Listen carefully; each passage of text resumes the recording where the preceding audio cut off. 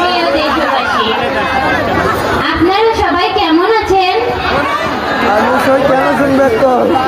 দেশের বাইরে আমি যাব না, কারণ দেশের বাইরে আমার কোনো ঠিকানা নেই। এই দেশেই আমি থাকবো, এই দেশেই আমার জন্মস্থান, এই দেশেই আমার মৃত্যু হবে।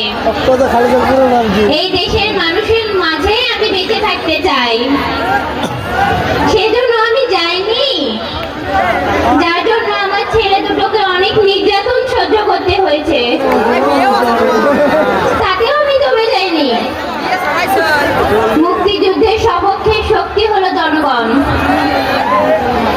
সেজন্যই আমরা বলবো, যেহেতু মুক্তিযুদ্ধ করে দেশ স্বাধীন করেছেন, সেহেতু দায়িত্ব শেষ হয়ে যায়নি।